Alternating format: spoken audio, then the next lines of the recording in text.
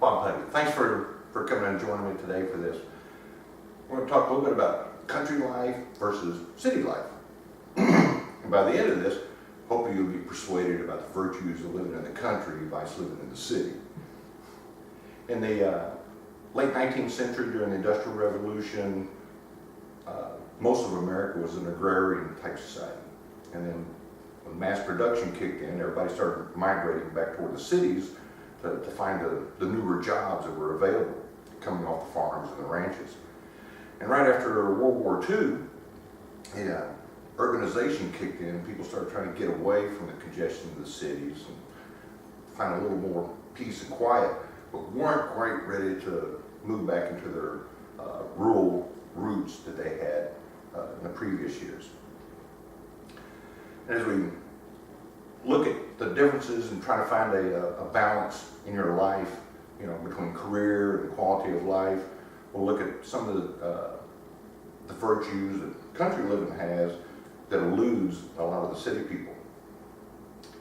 Now, I grew up in the country, and I've been farming and ranching since I was just a wee little boy up until 18 years old when I joined the Marine Corps. And I've lived in the cities. I lived in Austin, Dallas, Houston, San Diego, and even the Washington, D.C. area. And so I've got a good perspective on both sides of the issue of country life versus city life.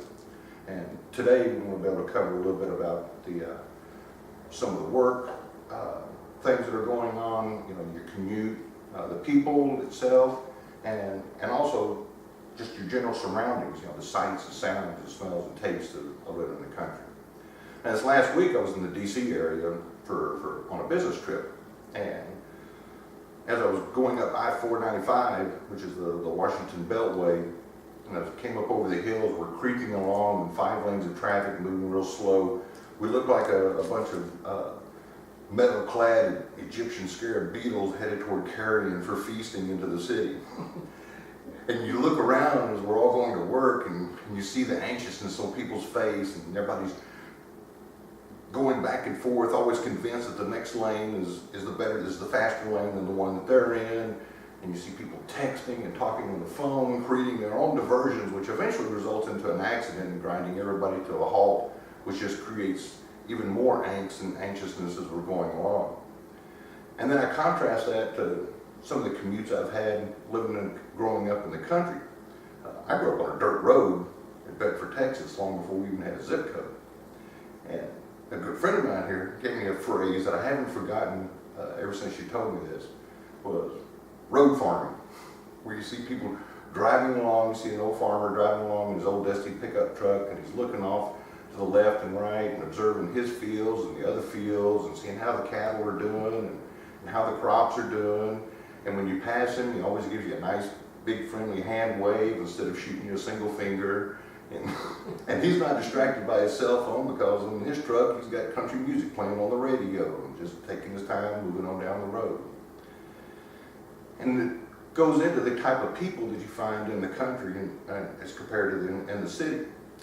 City folks seem to always have a high anxiety level, and they're always rushing to close that next deal, to make that next sale. It's dog-eat-dog world where everything's so competitive with each other. Where country people have a tendency to be a little more laid back, show a little more patience. Farmers especially, because you can't rush a crop up out of the field.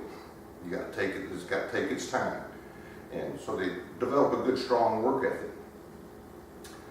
And the sights, sounds, smells, watching the forest come bloom, the colors in the fall, compared to the stark the contrast of concrete and iron in the city.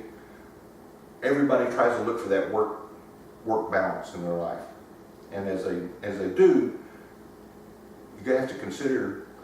There's a phrase I learned a long time ago: you will always find what you're looking for. So I hope that you're able to find what you're looking for. Thank you very much.